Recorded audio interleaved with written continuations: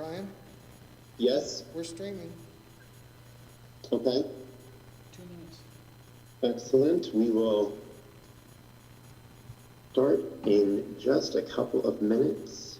Um, I'm not seeing Stefan on the screen. You, I see the AIDS Walk webpage. yes, that's what we're streaming right now, just so you don't see Oh. Stefan. We'll change. Gotcha. We'll Okay. change it.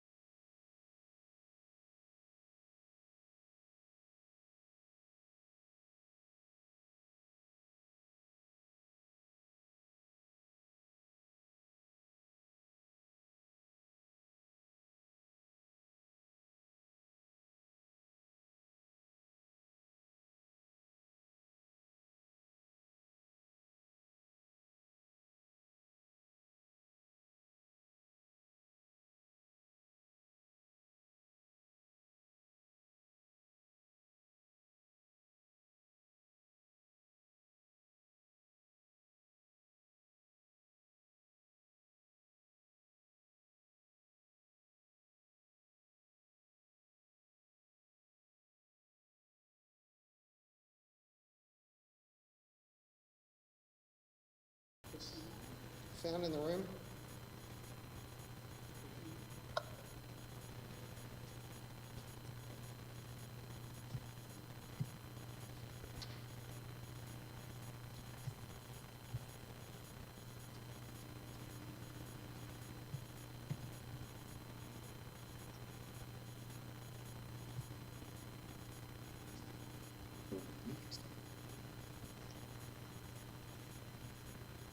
Good evening, everyone. My name is Ryan Gove, and I serve as the Vice President of Education and Outreach for the AIDS Service Foundation of Greater Kansas City. Thank you for joining us here tonight virtually for our World AIDS Day community conversation.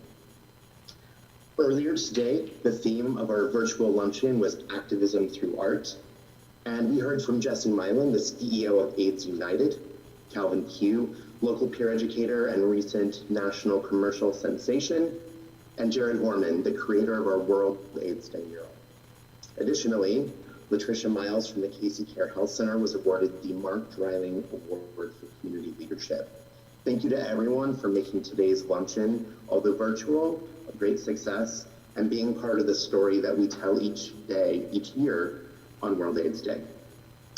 Annually, December 1st is a day to unite in our response to HIV, support people living with the disease, and honor the lives that we've lost to the epidemic.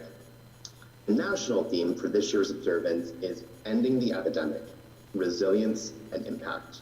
And it calls for greater commitment, greater resilience, and optimized use of our expertise from all of us in fighting and responding to COVID-19 in addition to our ongoing commitment to ending the HIV epidemic.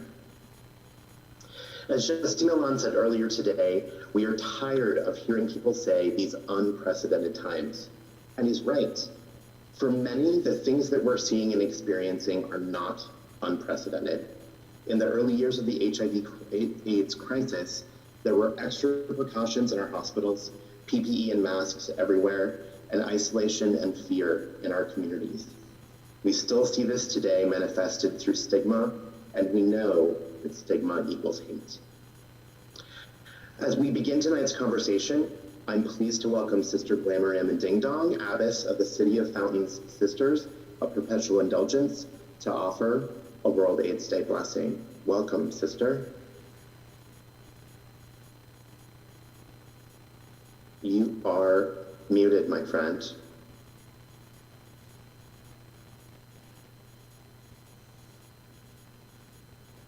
There you go. Welcome. Hello, now I'm unmuted. I'm Sister Glamoram Ding Dong. I am the Abbess of the City of Fountain Sisters of Perpetual Indulgence.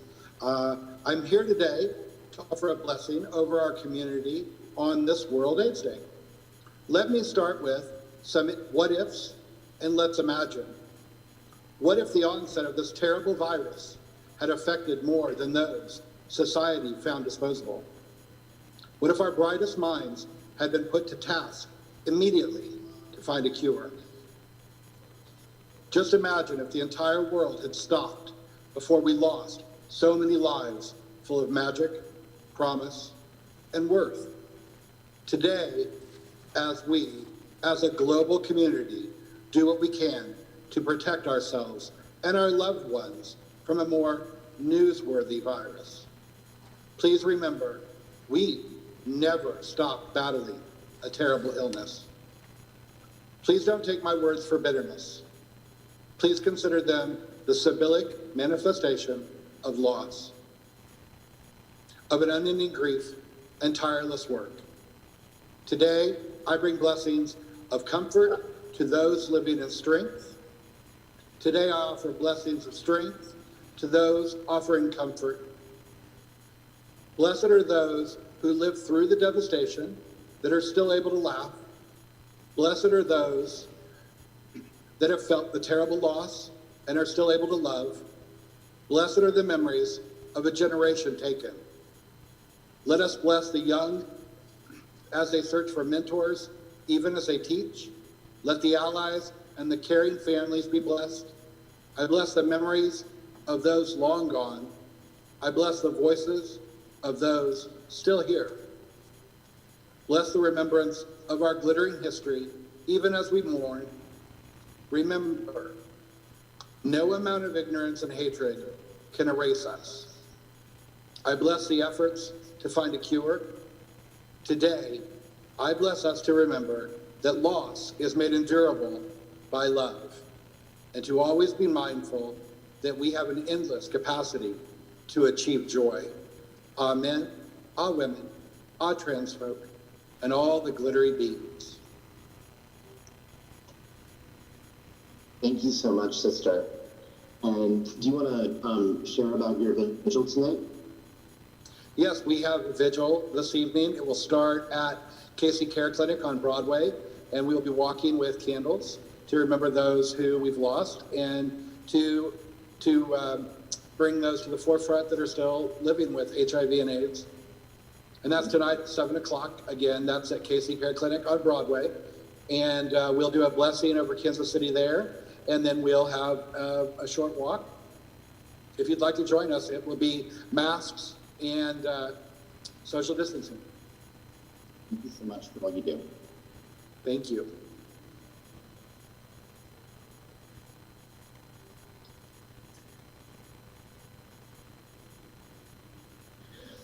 We owe an ongoing debt of gratitude to healthcare providers and essential workers who for 39 years have been on the front line of the response to HIV.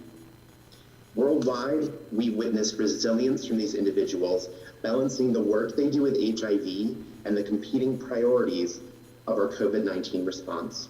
In their work, they have found innovative ways to protect the public's health on both fronts. But there is still much to be done.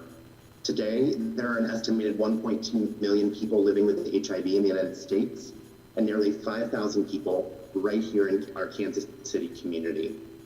To give us an update on the state of things right here at home is Frank Thompson, Deputy Director of the KCMO Health Department. Hello, Frank, how are you tonight? Hello, thank you for having me this evening.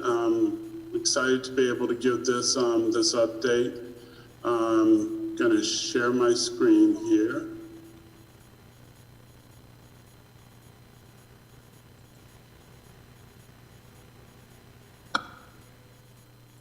And I believe that, yes, it's up now. So I just want to preface my presentation by saying this data that I'm presenting represents the combined efforts of the Communicable Disease Prevention and Public Health Preparedness Division here at the Kansas City Health Department and the Epidemiology and Public Health Informatics Bureau at the Kansas Department of Health and Environment.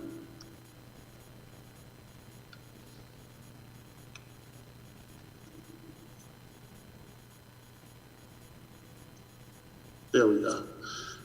So for those that may not be familiar, just a refresher on the area that we're talking about when we look at HIV, we're actually responsible for monitoring and tracking in an 11-county area for our national Ryan White grant. So that includes 7 counties in Missouri, 4 counties in Kansas, and those are highlighted here, total population of 2 million. So where are we with new cases? So the maps here, and I apologize, we were not able to generate maps for the Kansas counties. We don't get that data at the zip code level, or couldn't this year to allow us to generate a map for that. But for the Missouri counties, this just shows where new cases are.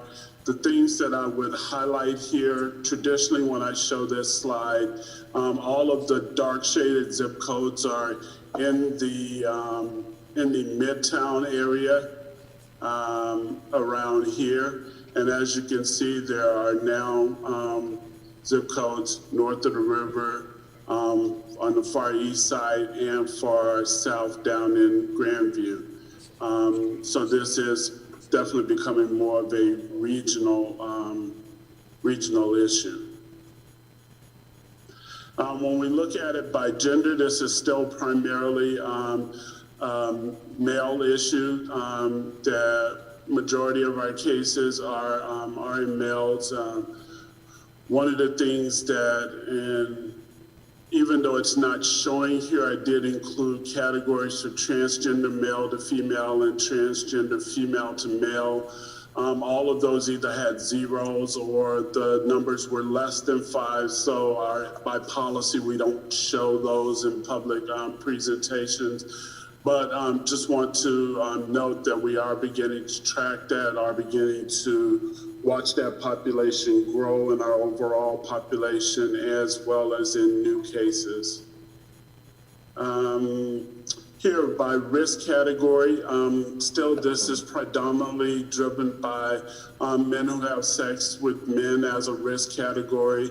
Heterosexual, most of those are women, and for the other, a lot of those are people that initially report no risk category, but as the years go by, that bar gets smaller and smaller. If I had done this chart going all the way back to 2015, that blue bar would be much smaller. Over time, people reveal what their risk category is. This gives by race. As you can see here, Black, non-Hispanic, and white non-Hispanic tend to be the primary racial groups in our new cases. And then age, where you can see here 25 to 44 is the largest group in terms of new HIV cases. And I actually did these out of order. Usually I do this age slide earlier in this, in order here. But I wanted to compare this to this. So this slide that I just put up is actually our COVID cases for the 2-week period at the beginning of November. And the thing that you will notice is the same population that's at higher risk for HIV is also that same population where we're seeing more cases in terms of COVID. And it's the same message. It's about what you're doing and how are you putting yourself at risk. These are just the latest numbers for us in terms of COVID-19. All of this is available on the city's website, which is highlighted here at the bottom of each slide. We update the numbers in blue daily. The numbers here in black are updated weekly. One of the new items we've got on our city website actually gives outbreaks and information on those. And as you can see, most of the outbreaks we're tracking deal with nursing homes, schools, group living, but also within this are family events and private residence. That's where people have had folks into their home. And so that also is helping to drive our cases here in Kansas City. Talk for just a second about this. There's been a lot of talk about, well, masks don't stop 100% of virus transmission, so why are we wearing masks? And it's part of what has been termed the Swiss cheese respiratory defense. Right now, there is no one single thing that can provide 100% protection from COVID-19. So what public health has done is put in a series of measures that provide varying levels of protection. All of those together have the effect of providing community protection. So it's physical distance, it's proper ventilation, it's mask, it's hand hygiene, fast and sensitive testing, contact tracing, surface cleaning. All of those together are what protects the community from COVID-19. If you try to pull just one slice of that cheese out and say, okay, that's what's going to protect me, no, it's not. It doesn't work that way. It's really got to be all of the above, working in tandem. And then lastly, I can't talk about COVID and not talk about mask wearing and wearing it properly. And just reminding folks that it's got to be a quality mask, at least 2-ply, and should cover both your nose and to below your chin. Can't tell you how many people I see walking around with their nose sticking out of their mask. At that point, it's not doing much good. So the top row there are examples of how you should be wearing your mask. Bottom row are examples of how some folks do not follow that guidance. And with that, that ends it. And if there's any questions or comments. No, I think that was great, Frank. I appreciate the overlay of the COVID data and the HIV data showing us who is most at risk and how that's really similar. So I appreciate your time tonight. Thank you so much for being with us. You're welcome. Okay. Since its inception, the AIDS Service Foundation has steadfastly remained true to its founding mission and continues to be an essential part of our local HIV/AIDS fabric.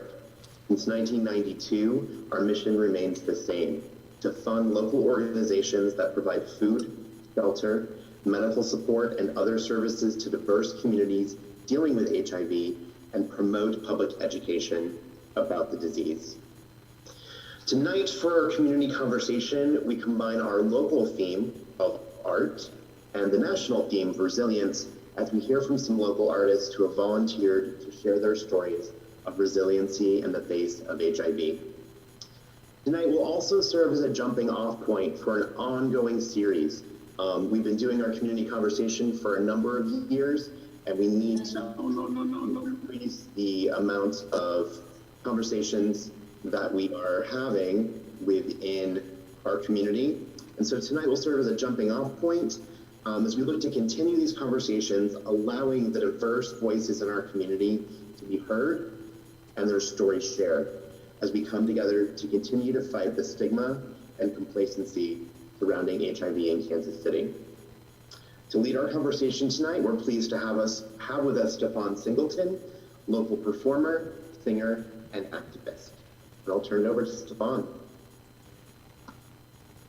Hey, good evening, everybody. So one of the things that we're talking about this year is resilience, and we're talking about art and resilience. And what is resilience? And it's our ability to bounce back. No matter the adversity or the weapon formed against us, whether psychological, spiritual, or infectious, it's our power to adapt. It's our elasticity in the face of failures to ourselves and one another, and it's us getting back up and saying that we'll stand strong and that we won't back down. Art has inspired so much of our resilience in the fight against HIV and AIDS. And what was once called the gay cancer started to attack us in urban, gay, and art communities first.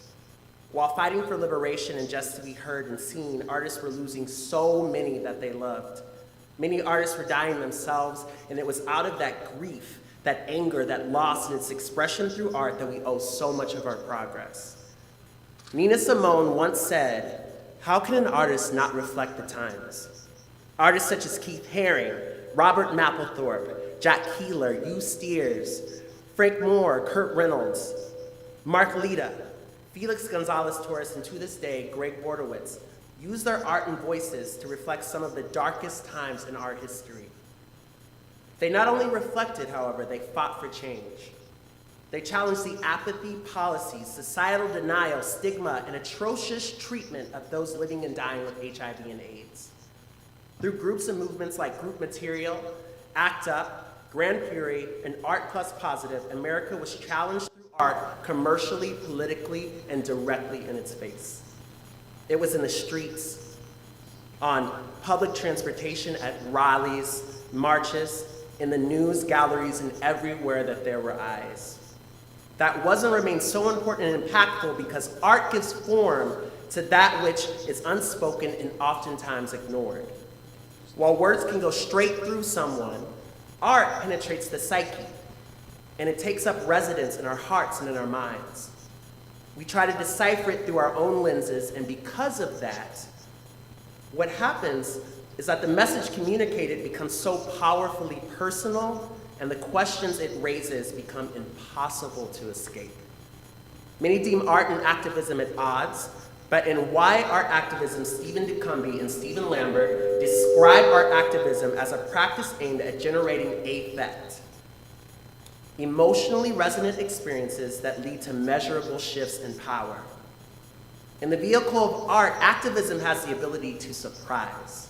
Presented through the beauty of dance, song, photography, in any medium, a stimulation happens both emotionally and mentally.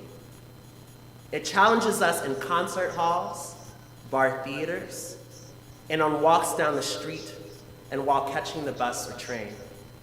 Banksy called graffiti a form of underclass revenge that allows an individual to take over the power, territory, and glory from the privileged.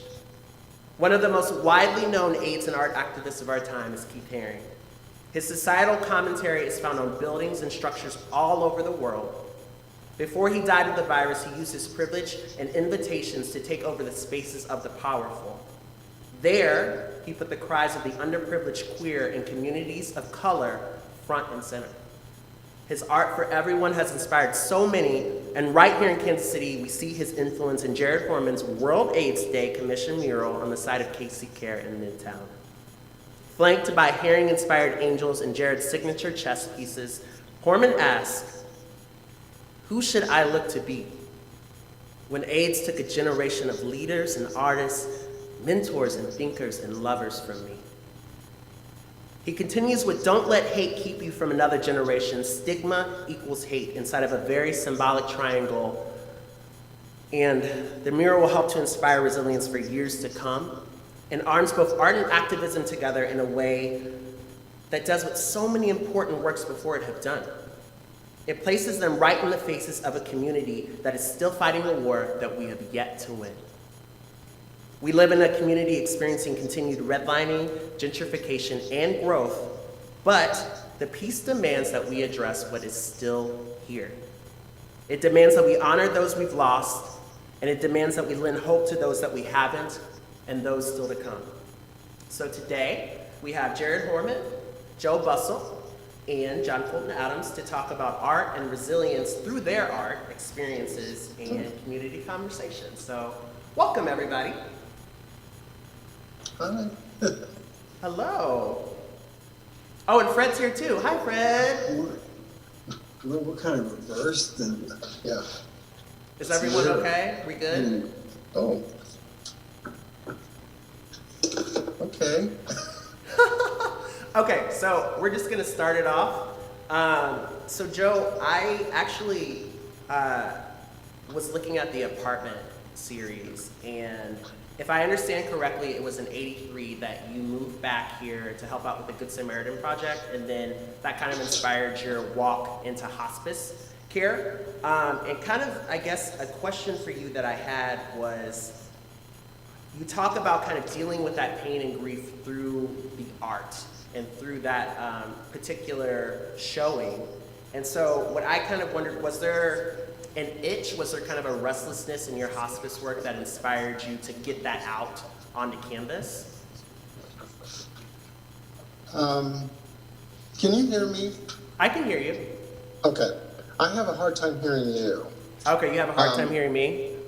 Yeah. So what I asked was, in your you apartment go. series, you talk about how that pain and that grief of your hospice work, you kind of dealt with that through the apartment series. And what I was wondering was, in your hospice work, was there kind of an itch, a restlessness to kind of get that out on canvas and, you know, experience that catharsis?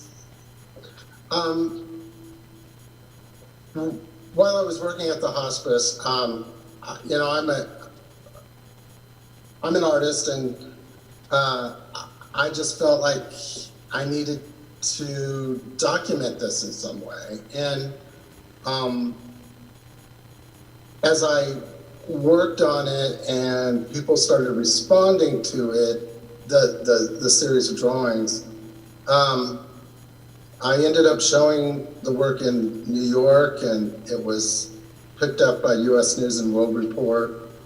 And even though I didn't want to objectify my experience or the guys in the house, it still was somewhat of a snapshot of day-to-day life there. I worked in the hospice for 5 years, so it was kind of a long experience. Because I know you talk about not really reflecting on that time very much, and it seemed like in a video that I'd seen, you talked about kind of dealing with it through the documenting, through your art. And what I wondered was, were you able to find resilience, right, through the showing and through the reception of that documentation? Is that something that you look for as far as like catharsis and resilience when you still put out artwork, or was that significant to that? Well, before I started working at the hospice, I had a BFA in painting at KU and had every intention of going into graduate school, but we know how life kind of gets in the way of things. Mm-hmm. And when I went to the Good Samaritan Project. They had a training. They had the first training, and then they were going to have the second one. And I'd heard so many great things about the first training and how people were getting the real deal information, which is what I was kind of going there for. But as I went through that, and if I'm taking up too much time, just you're tell me totally straight fine. up. You're totally fine. Okay.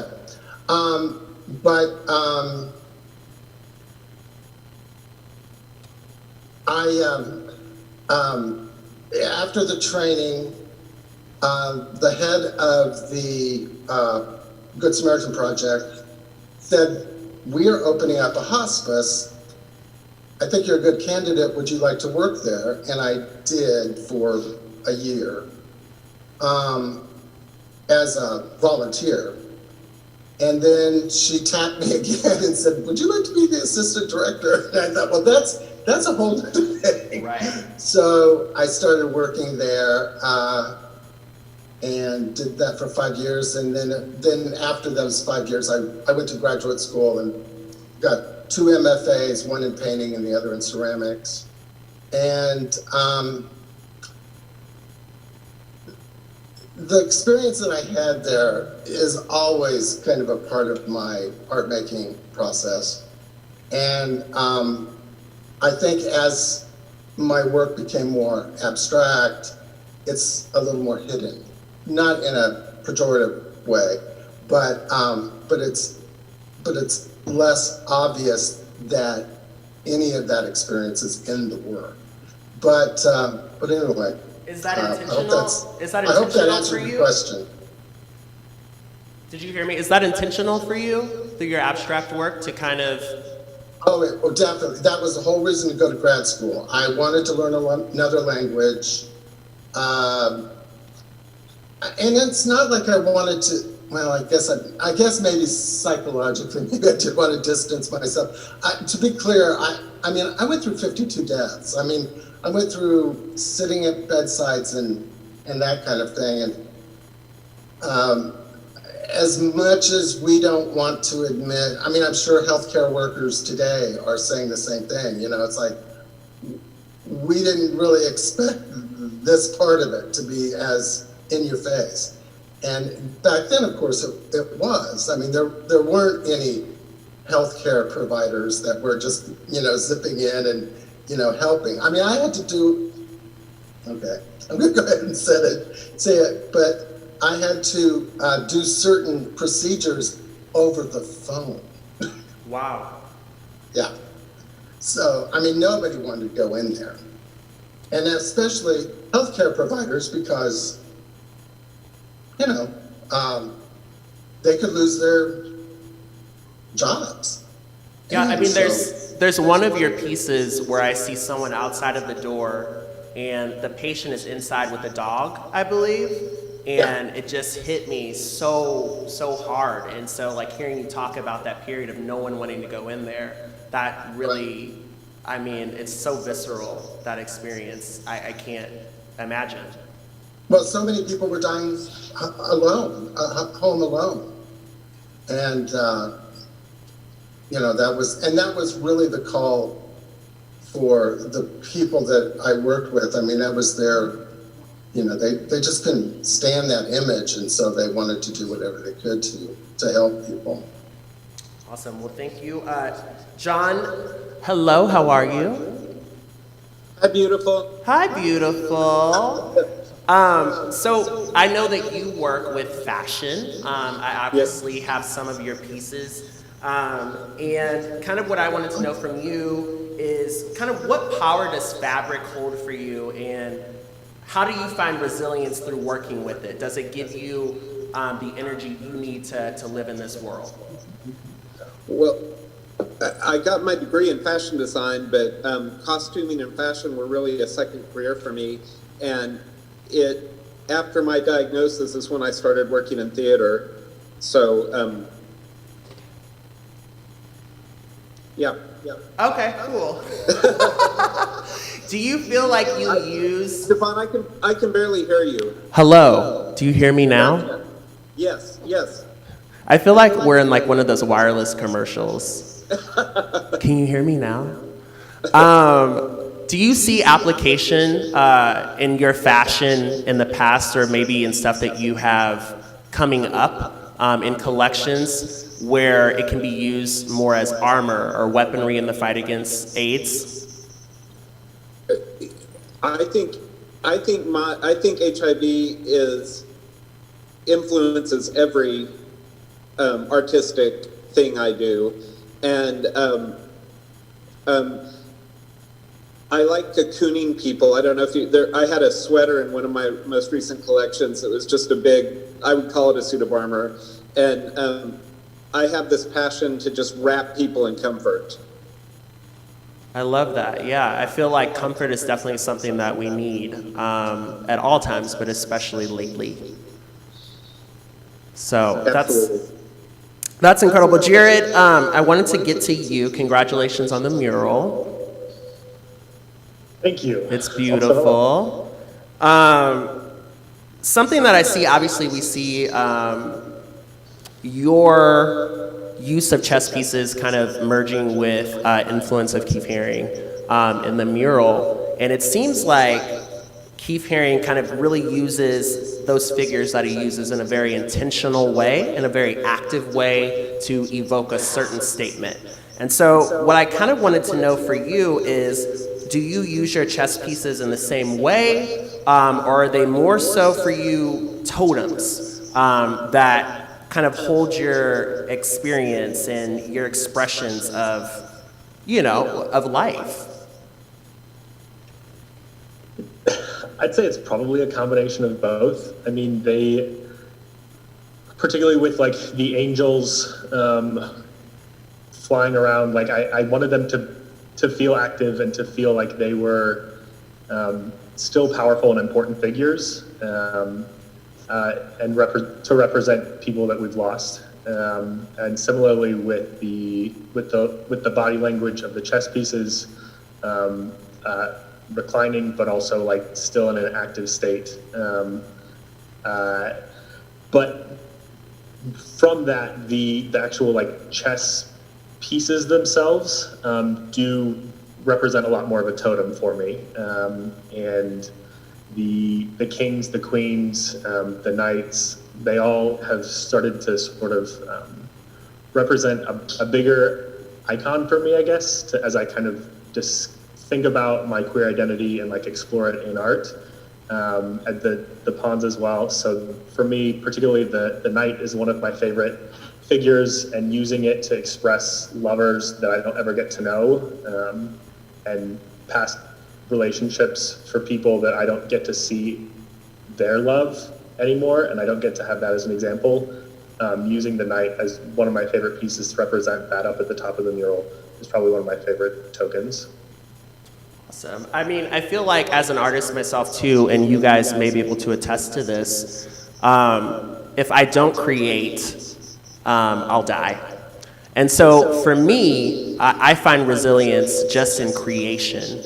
But I think in terms of the AIDS epidemic, it's really interesting to see the activism of our individual collections and our mediums, and how that can be done through so many different mediums. Something else I wanted to ask you, Jared, is this kind of like your first foray into art activism? And if so, like, does this experience inspire you to, you know, do more pieces based on things that fire you up or in relation to the AIDS epidemic? It absolutely is. I did a little bit of some activism projects in college, but haven't really had a chance to, or haven't used my gifts, my skill, my creativity to talk about anything that I am as passionate about. I would say this experience has absolutely fired me up and inspired me to try to find more opportunities to paint murals about things that I care about. Problems within our society, within Kansas City, specifically within the queer community, and seeing stories that have come in to me from friends, new friends, about their experiences with HIV, the stigma that exists with coming out with HIV, even to today, really makes me want to make art that helps make that experience easier for them. I love that. And everyone can kind of chime in on this. I'm going to reread what the mural says, just so that we're all on the same page. What Jared asks is, who should I look to be when AIDS took a generation of leaders and artists, mentors and thinkers and lovers from me? And kind of what I wanted to ask you older gentlemen on our video chat is, what is your answer to Jared? What is your answer to our generation to that question? Who should we look to be? Well, at this point, I'm a long-term survivor, and I still feel that whole generation watching me and prodding me to continue to live brightly. And the mural, the wording, the verbiage on the mural really hit me hard because it's so true. I feel like I've lost a whole generation of friends. Fred, I'm sorry, Joe, do you have anything to add?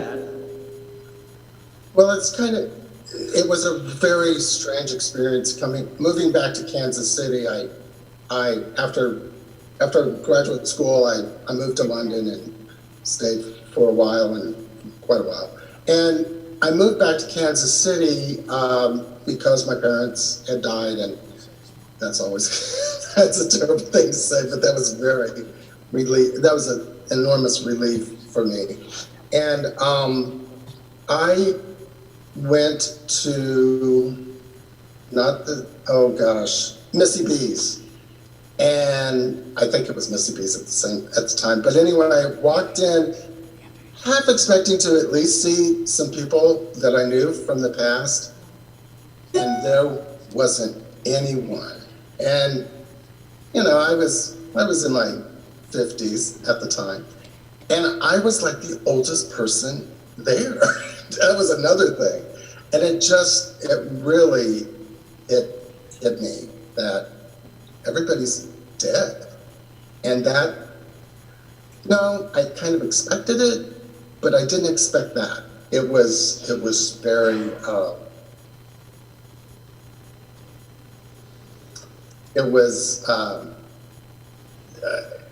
something I never expected, especially in my 50s. You kind of imagine, somebody in their 70s and all of their friends are dying, but all of our friends died when we were in our 30s and 40s or 20s. And, but anyway, it does feel really weird. I mean, I only have a handful of friends from the day, and it's very odd.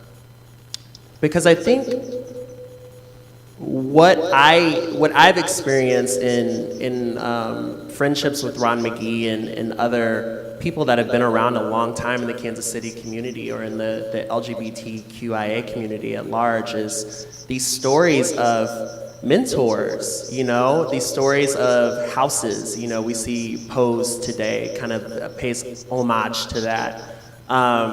Just people to guide that generation. And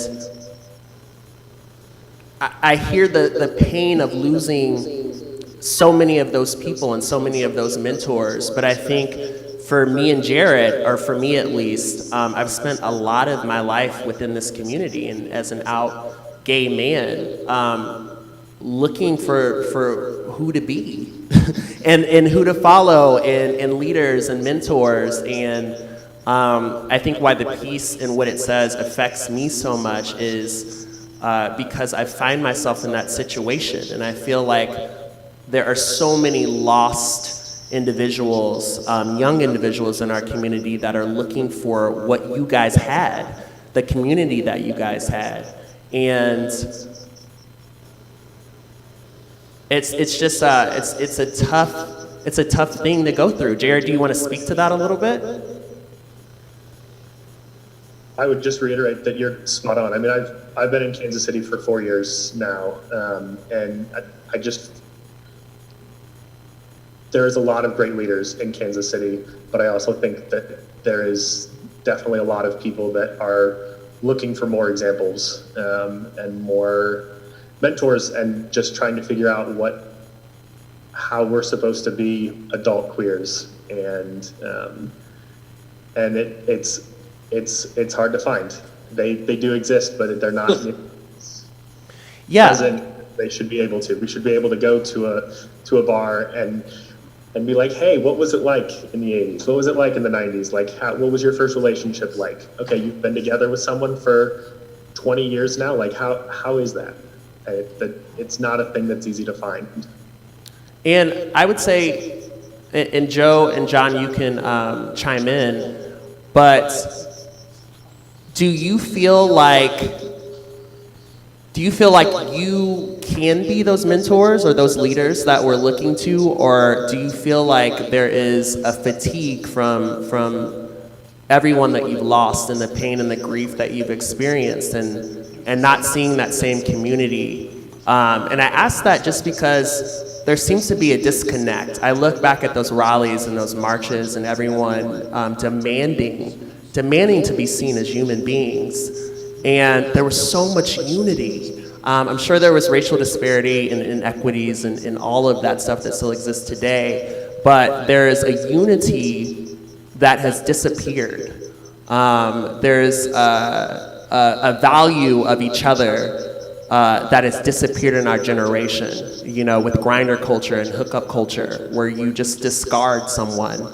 And from what I can see when I look at those activists from those days, that wasn't the case. And so, like, how do we fix that? And everyone can chime in on that. Like, what do we do to correct that? Because we're stronger together, obviously, and facing and conquering this pandemic of AIDS, like, is more possible if we're all together and we're all not fractured. How do we combat that? How do we address that? I'll answer or chime in. When I was in college, and it was KU, and you kind of remember that there was a big revolution going on then. There were 7 buildings that were burned on campus, and we did join together. And it wasn't just LGBTQ, it was everybody and anybody of like mind. And you said the word houses. I think I know what you were referring to, but back then there were houses, there were communal houses, and we did all live together and we grew together. And I have to say, I really learned how to eat. I mean, just things like that, you know, we don't, you know, you're talking about gay community, but it was everybody. I mean, we could give in our house, we would give parties that within, you know, by midnight, they were just packed with like-minded people, and it was so much fun. And I don't mean to be surfacey about it, but those are the kinds of things that were happening. And in those parties, it was, you know, young, old, male, female, trans. I mean, it was just a great experience for all of us. And I think we were able to grow together. And I think that's what's perhaps happened now, is that there has been a disconnect, and we have to find a way to bond that together. And I don't know what the answer to that is necessarily, but I just know that's what we did. Well, and for me, I'm an accidental activist because I never expected to live this long.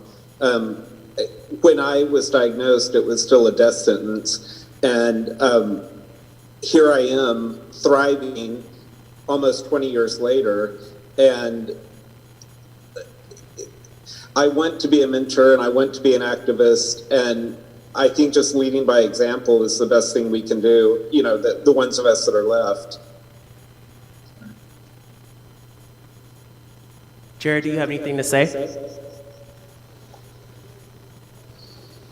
But I think finding a way to continue to build communities today is the key to, like, bridging that gap and to being able to be there for each other and continuing to hear the stories from the 80s, from the 70s, and, like, not having that knowledge and those experiences and those people being lost. So I think finding ways for us as LGBT individuals to still get together and commune, and it can be in an activist way. It can also just be a social way that we can all just have fun and enjoy having similar viewpoints and experiences and different experiences to get together. I think the more we can try to create those experiences, like cross-cultural, cross-communal, bridging age gaps and gender and race, is how we're going to continue to find those mentors for the future. Yeah, and be able to become those people. Yeah, I think there is just a shift from community in that thing that Joe was talking about, to individualism, and there's nothing wrong with, I think, depending upon yourself and figuring things out on your own, because at the end of the day, that's it. That's what life is, right? It's our journey.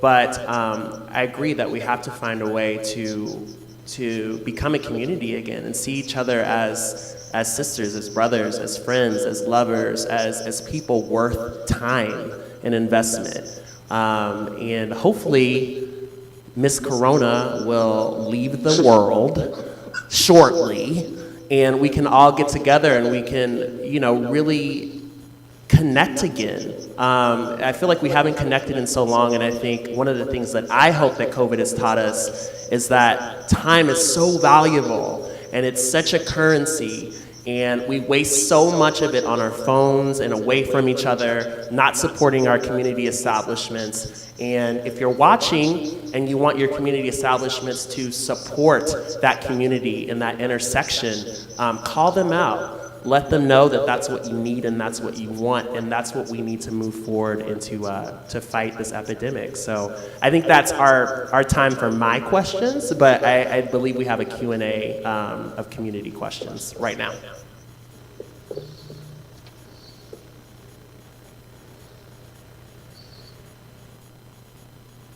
Hey everyone, just getting back in here with a few questions. Thank you all for everything you shared. We talk a lot about stigma in the HIV community. Has that affected you as an artist at all? Just throwing that out there and see, obviously it affects everyone differently, but has it affected you as an artist?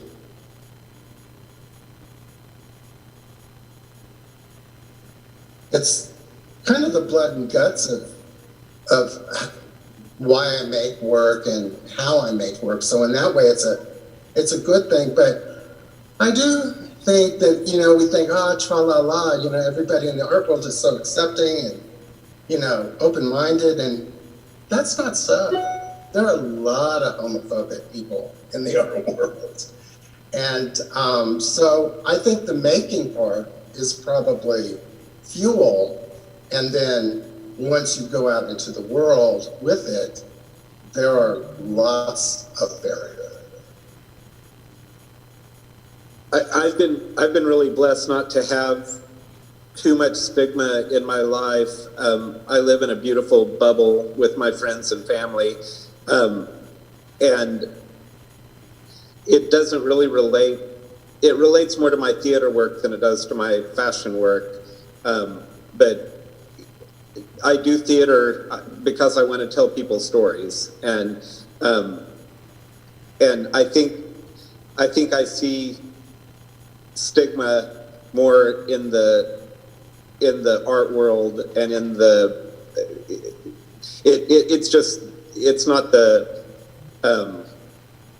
it's not as prevalent in my life as it is in some others.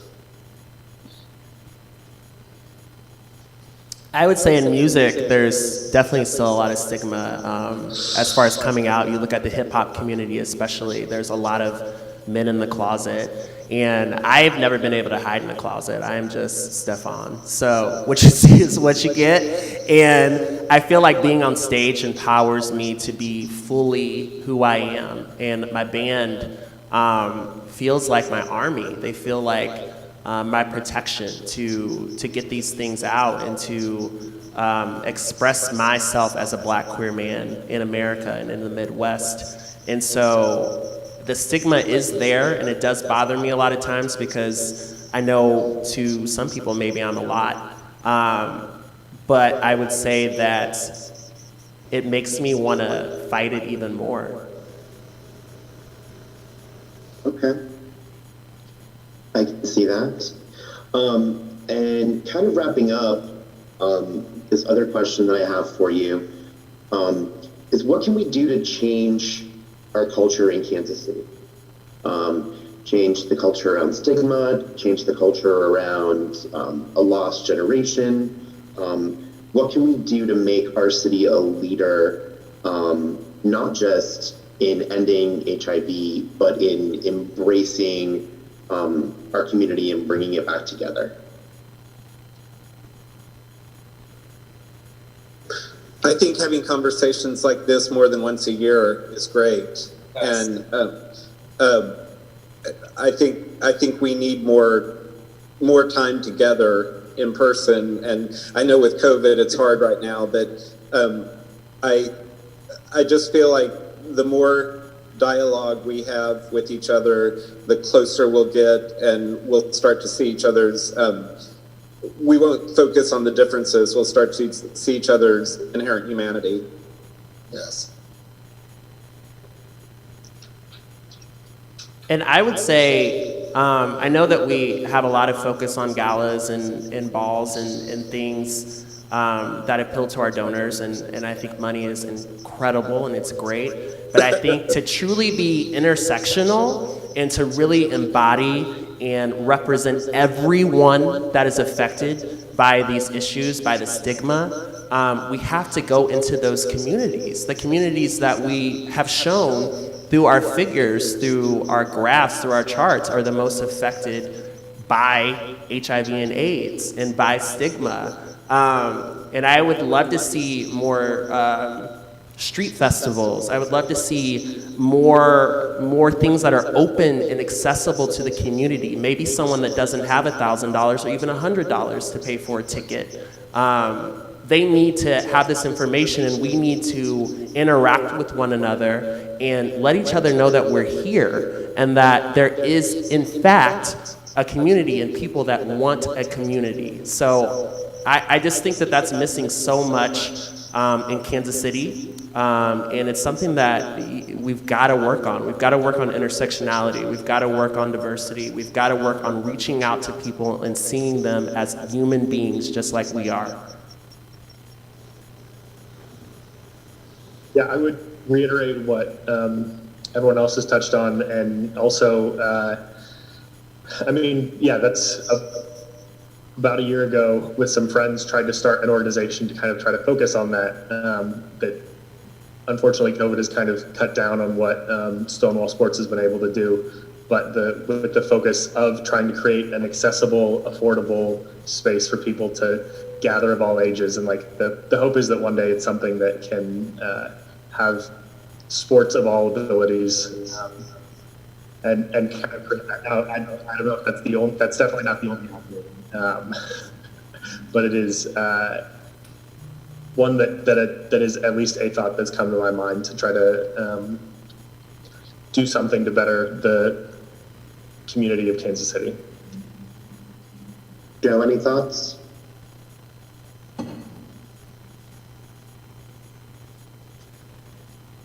What did you say? Oh, I was seeing if Joe had any thoughts. Oh, I'm sorry. Yes, of course, I always have thoughts.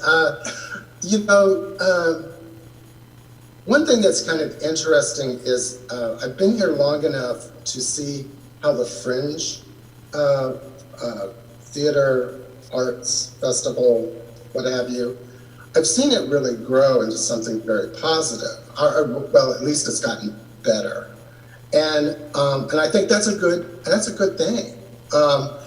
And of course, Fred and I are such fans of late night. I mean, it's absolutely our one place where you can go, and it's not just being entertained, it's being surrounded by family.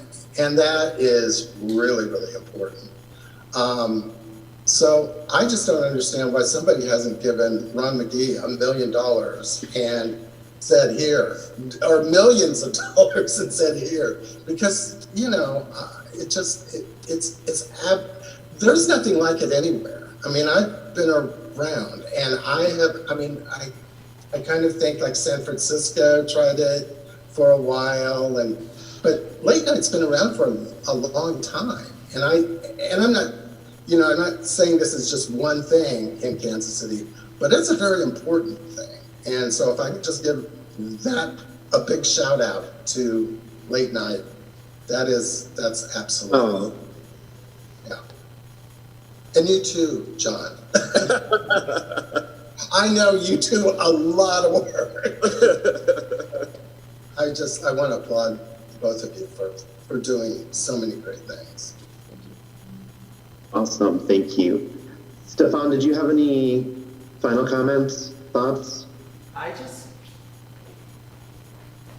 Sorry, I had to run back to my other microphone. Oh, maybe I don't. No, you're good. I can move on with thank yous while you get set up. Yeah, hi. I just wanted to say thank you to everyone. I thank you for answering the questions and being amazing artists, and thanks to everyone tuning in. And thank you. I'll let you get set, and we'll be back with you in a minute. Thank you again, panelists. Appreciate you so much. If you would like to learn more about our panelists tonight, you can check out Queen's Rocket, LLC, John Sebastian Mine, joebustle.com, and jaredforeman.com. We're also going to be working to share their stories on our ASF social media in the next couple of weeks, so we can learn more about them and their stories. So thank you so much for sharing your words. They're definitely inspiring, and we look forward to continuing this conversation. Even before tonight, we had said we can't just do this once a year. We need to continue to allow people to come together to share stories. And I had a line. I was talking with Eric, our president, earlier, and I'm like, sharing our stories allows us to create awareness and end stigma. I want a t-shirt. I just want to make that so we can continue to progress in our city. We'll be ending tonight with a performance by Stefan, but I would be remiss if I didn't remind everyone that it is Giving Tuesday. If you have not yet made a donation, take a minute, look at your finances, and see what you can give. Easily make that donation at asfkc.org/donate. And while you're at asfkc.org, check out our new website, which is full of great information. It's important to remember that no gift is too small when it comes to the fight against HIV, and every penny raised stays right here in Kansas City, helping our 4 AIDS service organizations, as well as our community grant recipients. Today's events would not have been possible without the support of all of our sponsors and patrons. So thank you. I want to give a huge shout out to Chadwick Brooks and Sandy Geduldig, our 2020 World AIDS Day co-chairs, for all of their hard work. And a huge thank you to our friends sitting there at All Souls Unitarian Universalist Church for helping us technologically with our socially distant panel and our live stream. The World AIDS Day is today, and I hope you will join me in encouraging friends across our city and our world to share their stories so we can continue to fight the stigma surrounding this disease. And thank you for doing your part to end the fight. Thank you, be safe, be well, and I leave you with Stefan.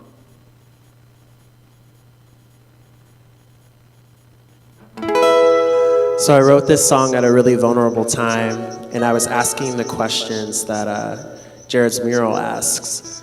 And if you're watching this, you don't need to ask for anyone's permission to be an activist. You don't need to ask anyone's permission or depend upon anyone or any substance or anything outside of yourself to be a leader. And I think one of the answers to Jared's question is that you can be a mentor and you can be a leader for this generation and the next generation and use what you have and what you've got.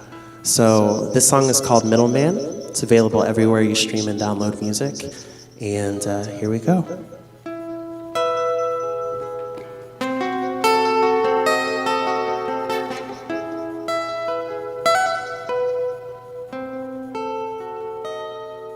Wish I could hold your hand at the stoplight, at the fork in the road when it's left or right, when it's heaven or hell after midnight,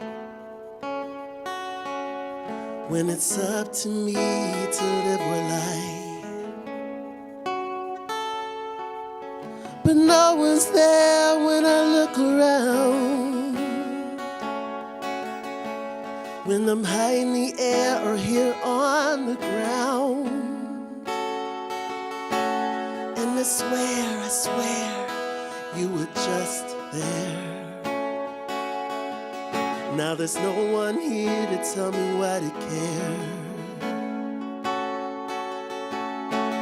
Wish you knew how to live in this world.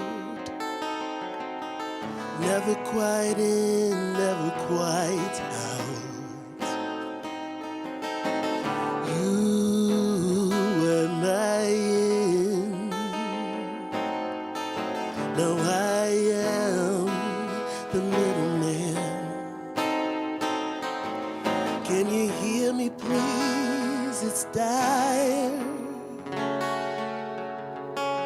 Everybody's dancing round the fire, but nobody sees me with all that light. It's like the end of the day and I'm trapped in the night. And why won't you pick up the phone? I thought you'd be there, 'cause you felt like home. How am I to do this all alone? I guess I'm on my own. Wish I knew how to live in this world. Never quite in, never quite out. You were mine. Now I am the middleman. Wish you knew how to live in this world. Never quite in, never quite out. You were mine. Now I am the middleman. Gotta find out how to live in this world. I gotta get in, I'm tired of being out. I'm kicking down the door, coming in, 'cause I don't wanna be the middleman. Gotta find out how to live in this world. Gotta get in, I'm tired of being out.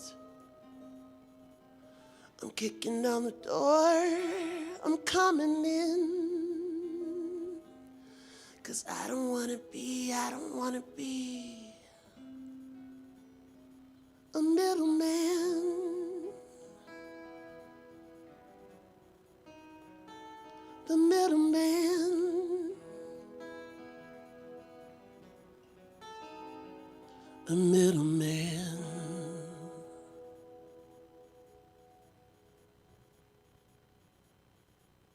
Thank you.